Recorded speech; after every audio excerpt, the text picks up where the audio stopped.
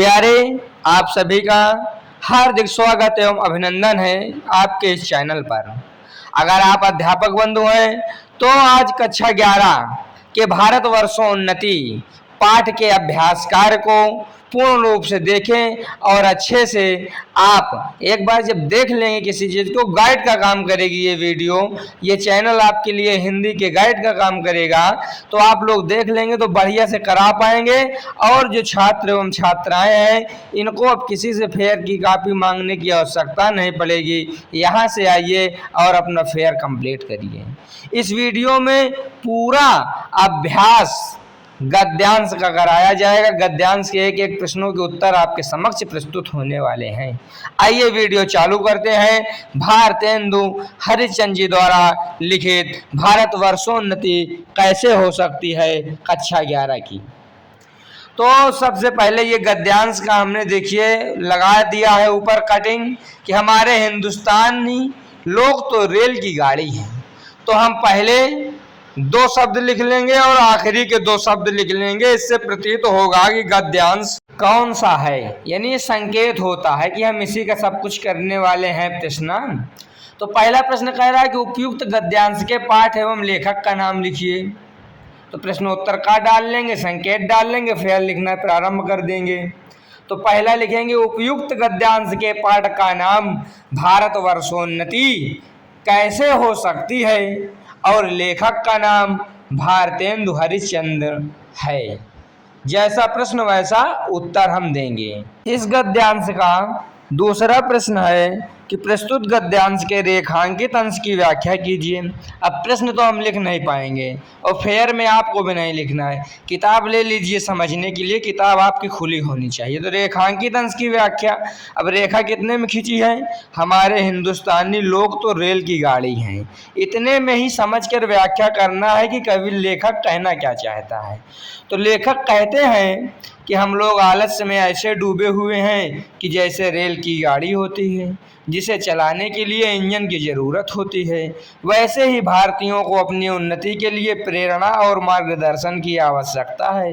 लेखक के अनुसार भारत की जनता में चेतना का कोई भी भाव विद्यमान नहीं है। सभी भारतीय सोए हुए के समान लेखक को प्रतीत होते हैं। तीसरा प्रश्न, लेखक ने हिंदुस्तानियों को किसके सदृश बताया है। सदृश माने समान होता है। तो लेखक ने हिंदुस्तानियों को रेलगाड़ी के डिब्बे के सदृश बताया है।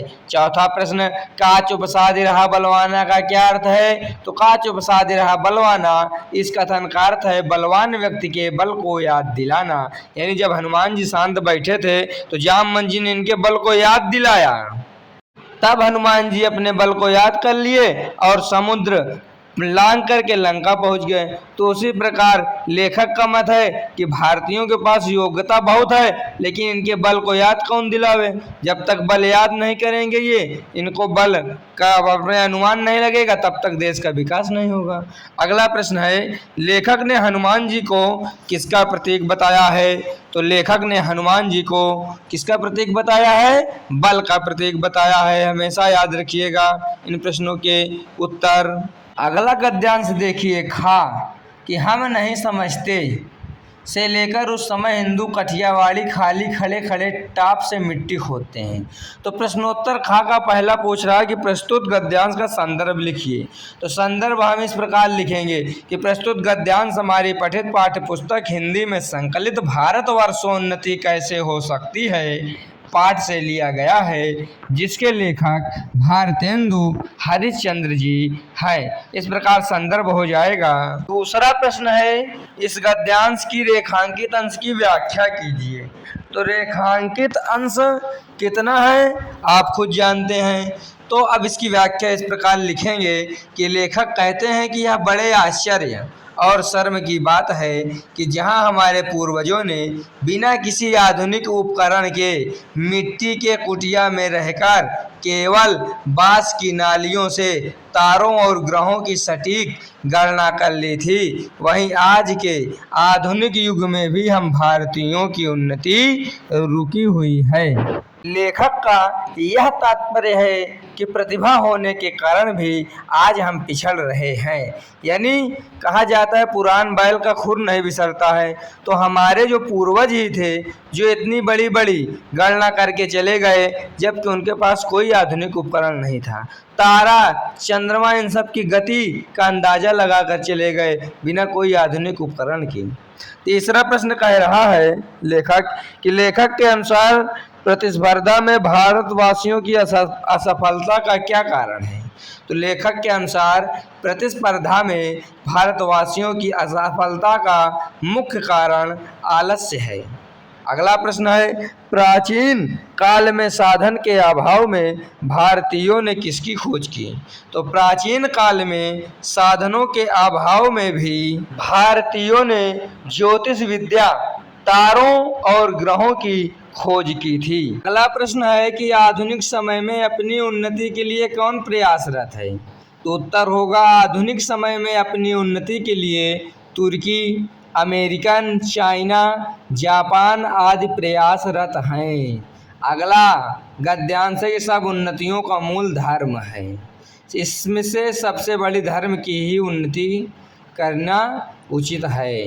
तो प्रश्नोत्तर का संकेत इस प्रकार लिख लेंगे। अब दिया गया है कि उपयुक्त गद्यांश के पाठ और लेखक का नाम लिखिए।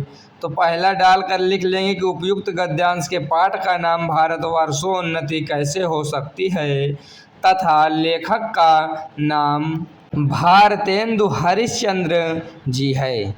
दूसरा, रेखांकित अंश की व्याख्या कीजिए। तो व्याख्या हम इस प्रकार लिखेंगे और जिसकी व्याख्या करना है उसको आप पुस्तक से एक बार पढ़ लीजिए तो आपको बढ़िया समझ में आएगा। लेखक के अनुसार धर्म समस्त प्रकार की उन्नतियों का मूल है, इसीलिए धर्म का स्थान सदैव जीवन में उच्च रखना चाहिए। धर्म से हमको आध्यात्मिक और भौतिक दोनों प्रकार का लाभ होता है। जिस प्रकार एकादशी व्रत से हमारा शरीर शुद्ध और स्वस्थ रहता है तथा दीपावली के त्यौहार के अवसर पर घर द्वार भी साफ हो जाता है। यानी एकादशी रहने से क्या होता है, एक तो आध्यात्मिक कारण हो गया और दूसरा शरीर हमारा स्वस्थ हो जाता है। थोड़ा लीवर को, मशीन को, हमारे शरीर के तंत्र को आराम मिलता है जब हम कुछ नहीं खाते पीते हैं। तीसरा प्रश्न है लेखक ने सभी उन्नतियों का मूल किसे बताया है। तो उत्तर लिख लेंगे कि लेखक ने सभी उन्नतियों का मूल धर्म को बताया है। अगला प्रश्न है लेखक ने अंग्रेजों की उन्नति का क्या कारण बताया। तो लेखक का मानना है कि अंग्रेजों की उन्नति का मुख्य कारण समय का सदुपयोग और देश के प्रति निष्ठा है। अगला प्रश्न है यही त्योहार ही मानो तुम्हारी म्यूनिसिपालिटी है, इसका अर्थ क्या होगा, आशय क्या होगा। तो उत्तर है इसका अर्थ यह है कि जैसे नगर पालिका शहर की साफ सफाई करती है वैसे ही त्यौहार होली हो या दीपावली आदि भी प्राकृतिक रूप से समाज और पर्यावरण की सफाई का अवसर प्रदान करती है। यानी समाज क्या होता है, सारे गिले शिकवे मिलाकर सभी समाज एक दूसरे से एक हो जाते हैं, थोड़ा प्रसन्न रहते हैं ना, और सफाई भी हो जाती है दीपावली पर घरों की। अब अगला गद्यांश घा। तो इसका प्रश्नोत्तर घा देखेंगे अब हम। तो गद्यांश घा का पहला प्रश्न है उपयुक्त गद्यांश का संदर्भ लिखिए। तो पहला प्रश्न संदर्भ लिखकर लिख देंगे पूर्वत, क्योंकि संदर्भ पूरे पाठ का एक ही रहता है और संदर्भ लिखवाया जा चुका है इसी पाठ में भी। तो पूर्वत माने पहले जैसा ही संदर्भ इसमें भी रहेगा। दूसरा है कि रेखांकित अंश की व्याख्या कीजिए। तो अब व्याख्या कीजिए कि लेखक का मत है, विचार है कि हमारे प्राचीन ऋषियों और विद्वानों ने धर्म और समाज के जो नियम बनाए थे उनमें कुछ नियम उस समय की परिस्थितियों और देश काल के अनुसार उचित थे। समय के साथ उनमें कुछ भी बदलाव नहीं हुआ जो समाज की रूढ़ता माने रूढ़वादी, मतलब टेक जिसे कहते हैं, मतलब अभी भी होता है ना कि हमारा सामान चोरी हो गया है तो बहुत से लोग अंडा कटवाने के लिए हाफिज जी के पास चले जाते हैं। तो यही क्या है, अंधविश्वास है, पाखंड को दिखाती है। कुल मिलाकर लेखक का भाव यह है कि समय के अनुसार प्रत्येक क्षेत्र में परिवर्तन होना चाहिए। ये हमारा हो गया गद्यांश का, गद्यांश की व्याख्या। तीसरा प्रश्न है कि सामाजिक धर्म किसे कहा गया है? तो लेखक के अनुसार वे सभी रीति रिवाज और नियम जो समाज को सुव्यवस्थित करने के लिए बनाए जाते हैं सामाजिक धर्म कहलाते हैं। अगला प्रश्न चौथा कि लेखक किस बात को ग्रहण करने को कहता है? तो लेखक उन बातों और विधानों को ग्रहण करने को कहता है जो वर्तमान समय के अनुकूल हो। अगला प्रश्न है कि प्रस्तुत पंक्तियों में किन सामाजिक कुरीतियों को दूर करने को कहा गया है? तो इसका उत्तर होगा लेखक ने बाल विवाह जैसी कुरीतियों पर बल देते हुए कहा है कि इससे लड़कों की बल, वीर और आयु का नाश होता है। यानी जब छोटे समय में विवाह कर दिया जाएगा तमाम प्रकार की हानियां होती हैं, इसीलिए इस पर प्रतिबंध लगा। लड़के की उम्र 21, लड़की की 18 इस समय मान्य है। इसके बाद ही विवाह किया जा सकता है सरकार के आदेशानुसार। प्रश्नोत्तर अंगा, तो गद्यांश अंगा का हम देखेंगे। तो इस गद्यांश का पहला प्रश्न है कि उपयुक्त गद्यांश के पाठ और लेखक का नाम लिखिए। तो अब आप जानते ही हैं कि उपयुक्त गद्यांश के पाठ का नाम भारत वर्षोन्नति कैसे हो सकती है और तथा लेखक का नाम है भारतेंदु हरिश्चंद्र जी। दूसरा, गद्यांश के रेखांकित अंश की व्याख्या कीजिए। तो रेखांकित अंश की व्याख्या हेडिंग पर जाएगी और लिखेंगे, इस गद्यांश में लेखक लज्जा और अफसोस व्यक्त करते हुए कह रहा है कि तुम इस आलस्यपूर्ण और चेतनाहीन यानी जिसके पास सोचने और विचार करने की क्षमता न हो, चेतनाहीन होने के कारण इस स्थिति में पहुंच गए हो कि अपने काम की वस्तु तुमसे नहीं बनाई जा रही है। मतलब लेखक गुस्सा कर रहा है भारतीयों के ऊपर कि आप दूसरे यानी विदेशी वस्तुओं के भरोसे अधिक हो गए हो। लेखक देशवासियों को जगाते हुए कहता है कि अब तो नींद से जागो और पढ़ो लिखो, अर्थात वो सब करो जिससे तुम्हारा और तुम्हारे देश का भला हो।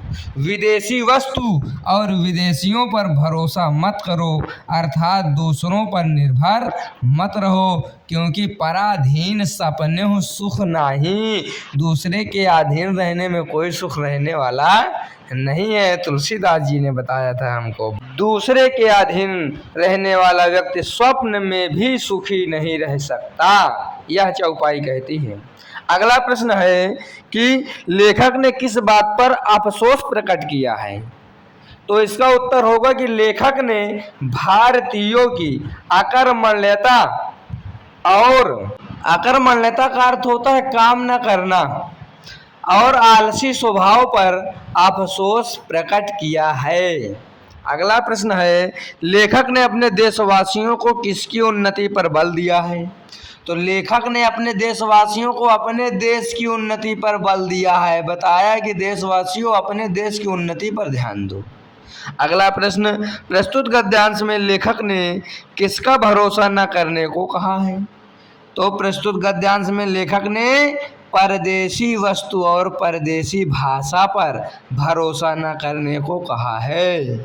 इस प्रकार संपूर्ण अभ्यास समाप्त होता है इस पाठ का। सभी को इसको ध्यान से पढ़ना चाहिए, लिखना चाहिए, और ध्यान पूर्वक जो समझ जाएगा वो फिर इस पाठ के किसी भी गद्यांश की व्याख्या कर लेगा। इसके बाद हम भाषा के रंग की ओर बढ़ते हैं।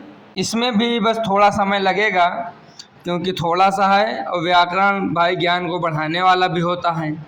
तो पहला प्रश्न है कि विपरीतार्थक शब्द लिखिए दिए हुए शब्दों के। तो प्राचीन का विपरीत हो जाएगा नवीन, वृद्ध का विपरीत होगा युवा, और गरीब का विपरीत होगा अमीर। दूसरा, दिए गए शब्दों के अर्थ लिखिए यानी हिंदी में अर्थ। तो म्यूनिसिपालिटी का अर्थ होगा नगर पालिका यानी नगर परिषद। आयुष्य का मतलब होता है आयु यानी उम्र। मर्दमशुमारी का मतलब होता है जनगणना, यानी लोगों की गिनती होती है ना, जनगणना प्रारंभ हो जाती है, बताओ तुम्हारे घर में कितने लोग हैं। तो इस प्रकार यह वीडियो समाप्त होती है, यह पाठ समाप्त होता है। आप लोग हमसे इसी प्रकार जुड़ जाइए, लाइक करिए, कमेंट करिए, औरों को शेयर कीजिए जिससे वे भी लाभान्वित हों, हमारा उत्साहवर्धन हो। कमेंट करके वीडियो के बारे में बताइए, सब्सक्राइब करना मत भूलिए। धन्यवाद।